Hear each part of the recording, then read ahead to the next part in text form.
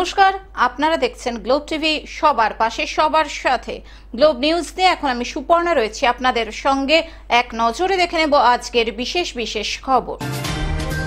স্বেচ্ছায় রক্তদান শিবিরের আয়োজন। উৎসবের রাতে পুড়ে ছাই এক গৃহস্থ বাড়ি। কংক্রিট ব্রিজ ভেঙে যাওয়ায় বেহাল দশা। সাংবাদিকদের মুখোমুখি মোহাম্মদ সেলিম। বিভিন্ন সরকারি প্রতিষ্ঠান পরিদর্শন। আসছে বিস্তারিত খবরে। স্বেচ্ছায় রক্তদান শিবিরের আয়োজন। শুক্রবার পুলওয়ামার শহীদ সেনাবাহিনীদের প্রতি শ্রদ্ধা জানাতে স্বেচ্ছায় রক্তদান শিবিরের আয়োজন করল পূর্ব বর্ধমান জেলার কাটোয়া ২ নম্বর ব্লকের সিঙ্গি অঞ্চলের ছোট মেইগাছি আমরা কয়জন গ্রুপ ছোট মেইগাছি গ্রামের মনসা তলায়। আজকে 14 ফেব্রুয়ারি আমরা ব্লাড ডে হিসাবে এটা উদযাপন করি প্রতি বছরের মতন। এবছর আমাদের একটা ব্লাড ডোনেশন ক্যাম্প আয়োজন করা হয়েছে, তো এখানে ব্লাড দিচ্ছে এবং আমাদের শহীদ সেনাদের উদ্দেশ্যে এই ক্যাম্পটা আমরা করি। আর কি কর্মসূচি আছে? আমাদের ছোট মেয়ে গেছে আমরা কজন গ্রুপের পক্ষ থেকে আজকে বৈকা বেলায় একটা মোমবাতি মিছিল আছে। 2019 সালের 14 ফেব্রুয়ারি পুলওয়ামাতে সেনাবাহিনীর কনভয়ের ওপর হামলার ঘটনা ঘটে। এই হামলায় 40 জন সেনা নিহত হন। 14 ফেব্রুয়ারি তাই ব্ল্যাক ডে হিসাবে ঘোষণা করা হয়। এদিন এই স্বেচ্ছায় রক্তদান শিবিরে উপস্থিত ছিলেন সিঙ্গি কাশিরাম দাস পুলিশ ফাঁড়ির অফিসার ইনচার্জ আব্দুল হালিম, ডাক্তার পার্থ কাঞ্জিলাল, রাষ্ট্রপতি পুরস্কার প্রাপ্ত শিক্ষক পীযূষ কান্তি সাহা, রাজ্য রক্তদান আন্দোলনের কর্মী জয়দেব দত্ত সহ ছোট মেইগাছি আমরা কয়জন গ্রুপের সদস্যরা। আজকে দুটি বিশেষ দিন, একটি হচ্ছে গিয়ে পুলওয়ামা কাণ্ড এবং ভ্যালেন্টাইন্স ডে। এই দুটি দিনকে সামনে রেখে ছোট মেইগাছি আমরা কজন গ্রুপের উদ্যোগে একটা মহতি উদ্যোগ নিয়েছে যে রক্তদান শিবির। কারণ হচ্ছে গিয়ে রক্ত যখন ব্লাড সেন্টারগুলিতে না থাকে তখন রোগীর পরিবার পরিজনরা বিভিন্নভাবে হতাশার মধ্যে যেরকম পড়ে, সেরকম রোগীর প্রাণ বাঁচানোর জন্য তারা 1 ইউনিট রক্তের জন্য বিভিন্ন মানুষের কাছে এই রক্তের জন্য আহ্বান করে। সেই মুহূর্তে যারা রক্তদান করে এবং যাতে ব্লাড সেন্টারগুলিতে রক্ত অধিক পরিমাণে মজুদ থাকে সেই চিন্তাভাবনা করেই পূর্ব বর্ধমান জেলার ছোট মেইগাছি আমরা কজন গ্রুপের এই উদ্যোগ যে রক্তদান শিবির, তারা কয়েক বছর ধরেই এই মহতি উদ্যোগ নিয়েছে। প্রতি বছরই এই বিশেষ দিনটিতে তারা রক্তদান শিবিরের আয়োজন করে চলেছে। রক্তদান শিবিরে অংশগ্রহণ করলেন এলাকার কৃষকেরা। 20 জন রক্তদাতা রক্তদান করলেন। রক্ত সংগ্রহ করল কাটোয়া মহকুমা হাসপাতালের হেমরাজ ব্লাড সেন্টার। ছোট মেইগাছি আমরা কয়জন গ্রুপের এই মহতি উদ্যোগকে সাধুবাদ জানিয়েছেন সকলেই। আমরা কয়েকজন গ্রুপ এই গ্রামের বা আশেপাশে গ্রামের সমস্ত সমাজসেবী ছেলে মেয়েদের নিয়ে রক্তদান শিবির করা হয়েছে, যেটা অসুস্থ লোক এবং বিপদের দিনে সকলের প্রয়োজন। সেই প্রোগ্রামটি এনারা গুটি কয়েক ছেলে মেয়ে নিয়ে শুরু করেছিল, সেটা আজকে একটা ভালো জায়গায় পৌঁছেছে, যেটা সাধারণ নিম্নবিত্তর কাজে লাগে। এবং আজ দিনটা বিশেষ দিন, এরা এই 14 ফেব্রুয়ারি এই রক্তদান শিবিরটা উদযাপন করে এবং আমরা সকলকে আহ্বান করব। কাটোয়া থেকে রাহুল রায়ের রিপোর্ট, গ্লোব নিউজ। উৎসবের রাতে পুড়ে ছাই এক গৃহস্থ বাড়ি। উৎসবের রাতে পুড়ে ছাই হয়ে গেল এক গৃহস্থ বাড়ি। পবিত্র শবে বারাত উৎসব উপলক্ষে বাড়িকে আলোকিত করতে মোমবাতি জ্বালিয়েছিল বাড়ির ছোট ছোট ছেলেমেয়েরা, আর সেই মোমবাতি থেকেই ঘটল বিপত্তি। আগুনে পুড়ে ছাই হলো এক গৃহস্থ বাড়ি। এই ঘটনাকে ঘিরে চাঞ্চল্য ছড়ায় মালদার ইংরেজ বাজার ব্লকের মিল্কি অঞ্চলের হাবিবুদ্দিন পাড়া এলাকায়। জানা গিয়েছে ক্ষতিগ্রস্ত গৃহস্থ বাড়ি মালিকের নাম আমির উদ্দিন শেখ। জানা যায় এদিন রাতে শবে বারাত উৎসব উপলক্ষে বাড়ির চারপাশ আলোকিত করতে মোমবাতি জ্বালিয়ে উৎসব পালন করেছিল বাড়ির ছোট ছোট ছেলে মেয়েরা। ঠিক সেই সময় মোমবাতি থেকে কোনোভাবে আগুন ছড়িয়ে পড়ে বাড়িতে। ঘটনা দেখে স্থানীয়রা আগুন নেভানোর কাজে হাত লাগান। এরপর খবর দেওয়া হয় দমকলে। দমকলের একটি ইঞ্জিন ঘটনাস্থলে এসে আগুন নিয়ন্ত্রণে আনে।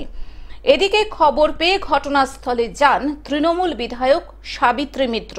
তিনি ক্ষতিগ্রস্ত পরিবারের পাশে দাঁড়ান এবং সরকারি সাহায্যের প্রতিশ্রুতি দেন। আজকে হঠাৎ করে শবে বারাতের দিন, মানুষের আজকে খুশির দিন। তারা গোটা রাত জেগে আজকে অনেকে রোজা করে আছেন এবং অনেকে আজকে মানে সবাই তাদের নিজেদের পূর্বপুরুষের জন্য দোয়া করবার জন্য করার জন্য যায়। এইসব আনন্দের দিনেও আজকে এমন একটা ঘটনা আমাদের ব্যক্তিতে ঘটলো।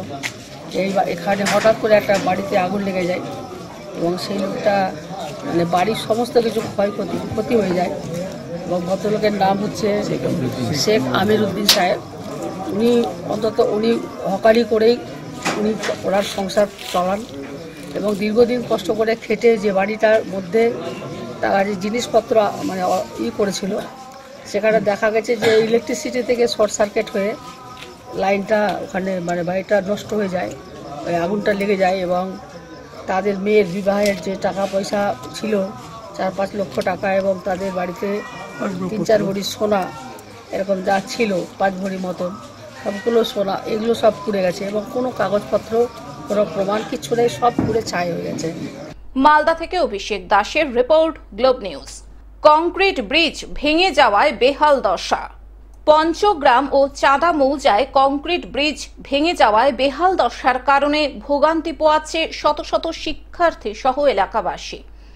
এটি ডায়মন্ড হারবার 1 নম্বর ব্লক বাসুলডাঙ্গা অঞ্চলে চাঁদা কবিরা মরুইবেরিয়ার সংযোগস্থলে পঞ্চগ্রাম প্রমথনাথ হাই স্কুল ও পঞ্চগ্রাম রুরাল হাসপাতাল সংলগ্ন। পঞ্চগ্রাম ও চাঁদা মৌজায় খালের ওপর কংক্রিটের ব্রিজটি দীর্ঘ কয়েক বছর যাবৎ জরাজীর্ণ অবস্থায় ছিল। কংক্রিট ব্রিজের ওপর সিমেন্টের তৈরি পাটা ধসে যাওয়ায় মরণ ফাঁদে পরিণত হয়েছে, যা চলাচলের একদম অযোগ্য। দুর্ভোগে পড়েছে শত শত শিক্ষার্থী ও পঞ্চগ্রাম সরকারি হাসপাতালের রোগীরা। আগে অনেক সময় ঝুঁকি নিয়েই মোটর সাইকেল করে পার হতে গিয়ে দুর্ঘটনার কবলে পড়েছেন চালকেরা। শিশুরা ঝুঁকিপূর্ণ ব্রিজ দিয়ে যাতায়াত করতে গিয়ে প্রায় ছোট বড় দুর্ঘটনার শিকার হচ্ছে। স্থানীয় এক বাসিন্দা বলেন, ব্রিজটি মেরামতির জন্য স্থানীয় গ্রাম পঞ্চায়েতের সদস্য ও সংশ্লিষ্ট দফতরের কোনো মাথা ব্যথা নেই। মাঝে মধ্যে শুনি টেন্ডার হয়েছে, তবে মেরামত কবে হবে তা জানা নেই। এই কংক্রিটের ব্রিজটি খুবই গুরুত্বপূর্ণ। অচিরেই এই সমস্যার সমাধান করা দরকার। সমাজ খোরো থেকে বিয়ে হয়ে আছে, বর্ষা থেকে ও বেলে বলা হচ্ছে সব বেলে এধার হাত আনে, ওধারে সে ঠিকই ইয়ে হচ্ছে।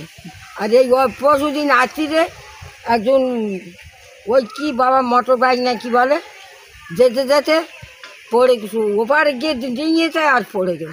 আর সে যেতে আর একটু এখেন আর ওখেন পড়লি চাপা পড়লে মরে যেত। কোন নেতারা দেখতে আসছে না, এখন কেউ আসেনি। কি হচ্ছে ছেলেপুলিকার অসুবিধা হচ্ছে, ওই ওখান তো বসে বসে যাচ্ছে না, তো ওইটাতে যাচ্ছে। ডায়মন্ড হারবার থেকে বাইজিৎ মন্ডলের রিপোর্ট, গ্লোব নিউজ। সাংবাদিকদের মুখোমুখি মোহাম্মদ সেলিম।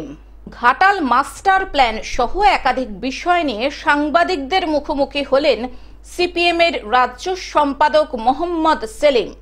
চলুন শুনে নেওয়া যাক ঠিক কি কি বললেন তিনি।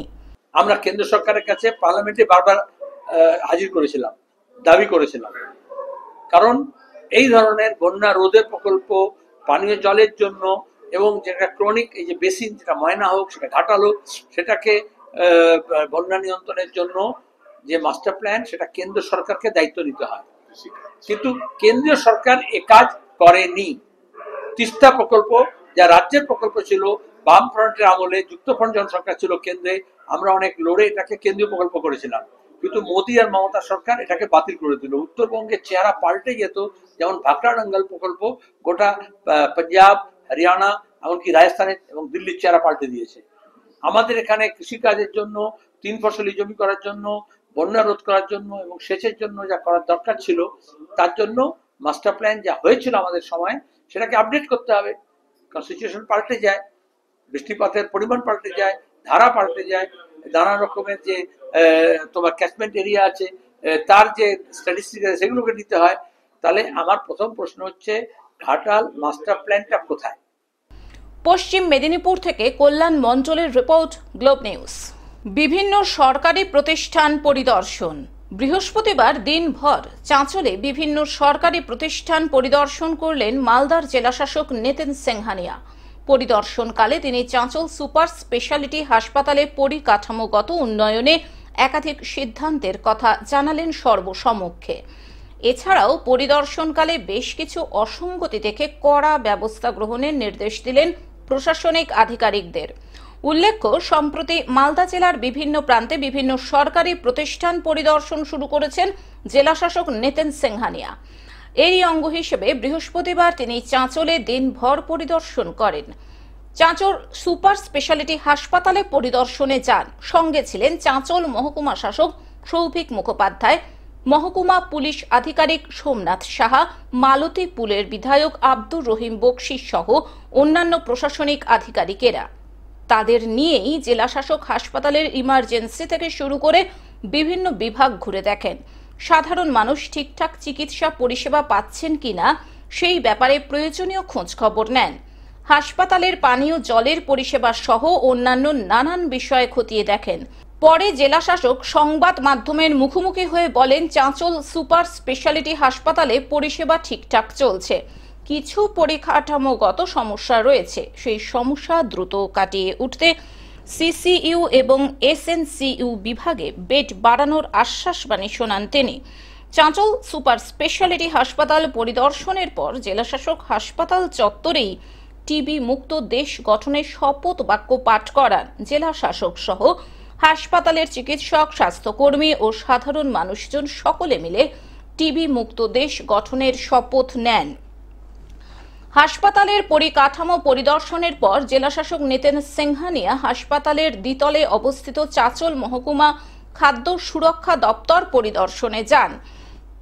পরিদর্শনে গিয়ে সেই দপ্তরে তালা ঝুলতে দেখায় তৎক্ষণাৎ দপ্তরীয় আধিকারিককে শোকজ করার নির্দেশ দেন। এরপর জেলা শাসক চাঁচলের এক সারের দোকান পরিদর্শনে যান। পরিদর্শনে গিয়ে সারের দোকানে বেশ কিছু অসঙ্গতি ও বেনিয়ম দেখে সঙ্গে সঙ্গে সেই দোকান সিল করার নির্দেশ দেন বলে প্রশাসন সূত্রে জানা গিয়েছে। করা হয়েছে, প্রেজেন্ট ছিল না এবং যদি সঠিক উত্তর না পাই তার এগেইনস্টে অ্যাকশন নেওয়া হবে। স্যার, পূর্ববর্তীতেও দেখা গেছিল আমাদের একজন সাংবাদিক জল খেয়ে অসুস্থ হয়েছিল, ওনার কাছে এসে আমরা কমপ্লেন পর্যন্ত দায়ের করতে পারিনি, এমনকি ওনাকে মাসেও দেখা যায় না। We will take a very strong action. Sir, bus stand নিয়ে কি? বাস স্ট্যান্ড নিয়ে অলরেডি যে আছে একটা লং পেন্ডিং ডিমান্ড ছিল, আমরা ইতিমধ্যেই একটা পিডব্লিউডি জায়গা দেখেছি, চিহ্নিতকরণ হয়েছে, প্রপোজাল পাঠানো হচ্ছে, আমরা আশা করছি খুব শীঘ্রই সেটা রেডি করা। আজকে আমাদের ডিএম সাহেব এসেছিলেন এবং সঙ্গে ছিলেন আমাদের এসডিও সাহেব, বিডিও সাহেব থেকে শুরু করে আইসি সাহেব, এসডিপিও সাহেব এবং সকলেই, আমার সভাপতি থেকে শুরু করে। আজকে আমরা ডিএম সাহেবকে, আমি যেহেতু লোকাল মেম্বার হিসাবে পঞ্চায়েত সমিতির, আমি ডিএম সাহেবকে অনুরোধ করলাম যে আমাদের এই সুইমিং পুল যেটা আছে সেটাকে একটু সুন্দর করে বাঁধানোর জন্য, কারণ এখানে আপনার অনেক নন বেঙ্গলিরা আছে, ছট পূজা হয়, খুব অসুবিধা হয়, ওই জন্য একটা বললাম। এবং আমাদের চাঁচলে যেটা লাইব্রেরি আছে সেটার অবস্থা খুব খারাপ, সেটা আপগ্রেডেশনের জন্য এবং সেখানে একটা মুক্ত মঞ্চ হোক, এটাও বললাম। এবং তিনি আশ্বাস দিলেন যে এটা তাড়াতাড়ি করে দেবেন। এবং এখানে আমাদের হসপিটালে অনেক পেশেন্ট পার্টি আমাকে মাঝে মাঝে বলে যে এখানে জলের পরিষেবাটা নেই, তো উনি বললেন জলেরও আমরা রিসেন্টলি পঞ্চায়েত সমিতি থেকে এটা জল খাওয়ার ব্যবস্থা করে দিচ্ছি এবং মহানন্দা দ্রুত সংস্কারের একটা উনি বলে গেলেন যে দ্রুত সংস্কার হবে। মালদা থেকে অভিষেক দাসের রিপোর্ট, গ্লোব নিউজ। টেলিভিশন ছাড়াও গ্লোব টিভি এখন সমস্ত সমাজ মাধ্যমে উপলব্ধ। বিস্তারিত জানতে ফোন করুন আমাদের টোল ফ্রি নম্বর 1800891974 এছাড়াও লগ ইন করতে পারেন আমাদের ওয়েবসাইট www.globetv.in। এখনকার মতন গ্লোব নিউজ এই পর্যন্তই। দেখতে থাকুন গ্লোব টিভি, সবার পাশে সবার সাথে। নমস্কার।